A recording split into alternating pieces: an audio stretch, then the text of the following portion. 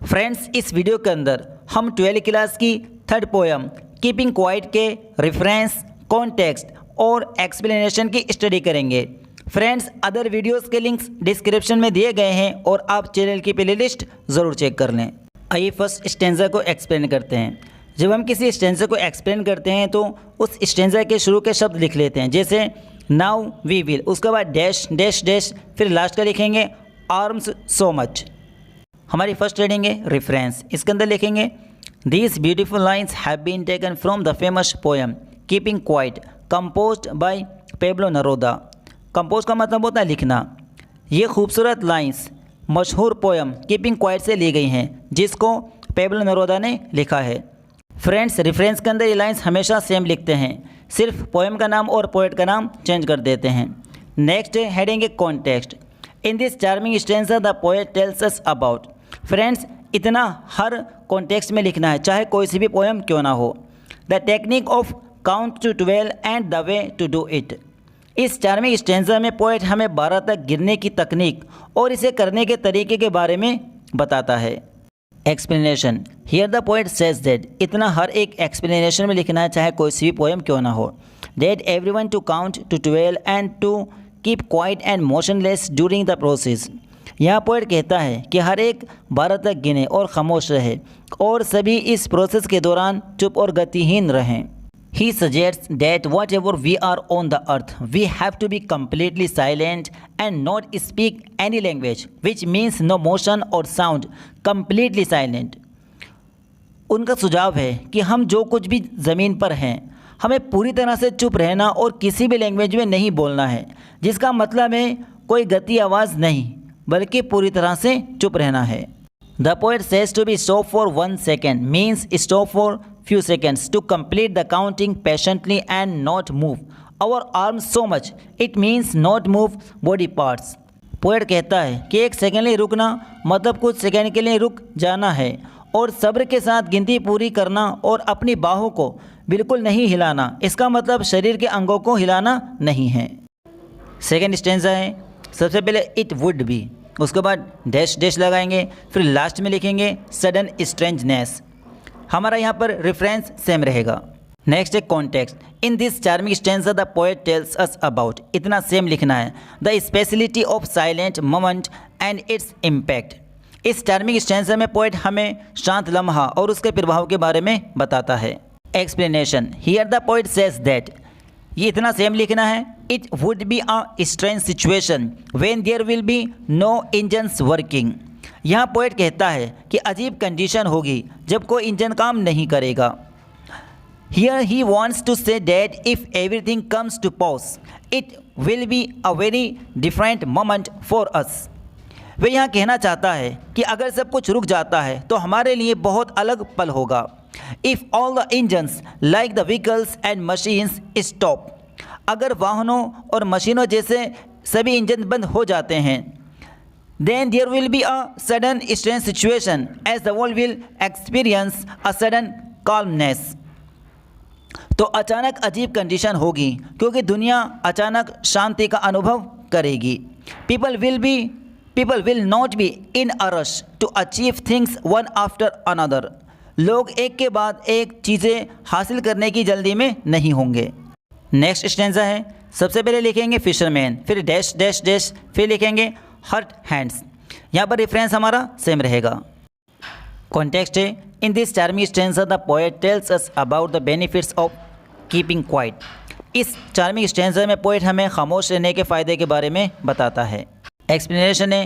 Here the poet says that fisherman will also stop who not harm whales in the sea. यहाँ poet कहता है कि मछुआरा भी रुकेगा और समुद्र में वेल को नुकसान नहीं पहुँचाएगा। This means that the poet is urging everyone not to harm the animals. इसका मतलब है कि पोएट सभी से एनिमल्स को नुकसान न पहुंचाने की गुजारिश कर रहा है। He also wants people to calm down so that they can stop and see what they have achieved और लॉस्ट। वह ये भी चाहता है कि लोग शांत हों ताकि वे रुक सकें और देख सकें कि उन्होंने क्या हासिल किया है या क्या खोया है। For this he gives the example of the man who gathers salt. इसके लिए वे उस आदमी की भी मिसाल देता है जो नमक इकट्ठा करता है। हुज हैंड्स आर हट, जिसके हाथ दुखते हैं। Here he wants everyone to stop for some time so that they see and feel their achievements and how much they have lost for achieving such materialistic things. वह यहाँ चाहता है कि हर कोई कुछ समय के लिए रुके ताकि वे अपनी कामयाबियों को देख सके और महसूस करे और इस तरह की मटेरियलिस्टिक चीज़ों को हासिल करने के लिए उन्होंने कितना खोया है। नेक्स्ट है सबसे पहले दोज हु, उसके बाद डैश डैश डैश, फिर लास्ट का लिखेंगे डूइंग नथिंग। रेफरेंस हमारा यहाँ भी सेम रहेगा। कॉन्टेक्स्ट है in this charming stanza the poet tells us about the benefits of counting to 12 who are terribly engage in wars. इस चार्मिंग स्टैंजा में पोएट हमें 12 की गिनती के लाभों के बारे में बताता है जो युद्ध में पूरी तरह से लगे हुए हैं। Explanation Here the poet says that everyone to stop those activities which are damaging the environment. यह कवि कहता है कि उन सभी कामों को रोकना चाहिए जो पर्यावरण को नुकसान पहुंचा रही हैं। Today all the human beings are making money by damaging the environment with their activities such as mining, deforestation, letting the chemical waste into rivers etc. आज सभी इंसान अपने काम जैसे खनन, वनों की कटाई, रासायनिक कचरे को नदियों में डालने आदि से पर्यावरण को नुकसान पहुंचाकर पैसा कमा रहे हैं। We are at war against these thing, हम इन चीज़ों के खिलाफ युद्ध में हैं। They are destroying themselves but now they leave it, वे खुद को बर्बाद कर रहे हैं लेकिन अब वे इसे छोड़ दें। One side they might win but there will be no survivors, no person will be there who would enjoy the taste of victory. एक तरफ वे जीत सकते हैं लेकिन जब कोई नहीं बचेगा इस जीत का जश्न मनाने के लिए तो इस जीत का क्या फ़ायदा होगा। So they would wear clean clothes and would meet to their brothers, they sit under the shade and silently and patiently and doing nothing. इसलिए वे सब साफ कपड़े पहनें और अपने भाइयों से मुलाकात करें, वे छाए के नीचे चुपचाप और सब्र के साथ बैठें और कुछ नहीं करें। नेक्स्ट स्टैंजा है सबसे पहले what I want dash dash dash, फिर विद डेथ। रेफरेंस यहाँ भी हमारा सेम रहेगा। Context in this charming stanza the poet tells us about his intention of suggesting of counting to 12 and its after effects. इस charming stanza में poet हमें 12 तक गिनने और उसके बाद के प्रभावों के सुझाव देने के अपने इरादे के बारे में बताता है। एक्सप्लेनेशन है here the poet says that he has suggested the way of keeping quiet by counting to 12। यहाँ कवि कहता है कि उसने 12 तक गिनकर चुप रहने का उपाय सुझाया है। He suggests to keep quiet for some time, but at the same time. वे कुछ समय के लिए लेकिन साथ ही चुप रहने का सुझाव देता है। Now the poet wants to clarify to his readers that when he asks them to stop from saying or doing anything. अब कवि अपने रीडर्स को साफ करना चाहता है कि जब वे उन्हें कुछ भी कहने या करने से रोकने के लिए कहता है। He doesn't want anyone to become a non-active person. तो वह ये नहीं चाहता है कि कोई भी आलसी इंसान बने। No active is a person who remains idle and doesn't do anything. आलसी वह इंसान है जो आलसी रहता है और कुछ भी नहीं करता है। Here he simply means that we should stop and see the consequences of our deeds.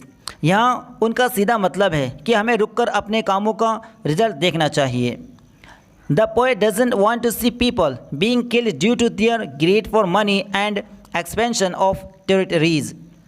Poet पैसे के लालच और क्षेत्रों के विकास विस्तार की वजह से लोगों को मरते हुए नहीं देखना चाहता है। लास्ट और नेक्स्ट स्टैंजा है perhaps the earth dash dash dash I will go. Reference हमारा यहाँ भी सेम रहेगा।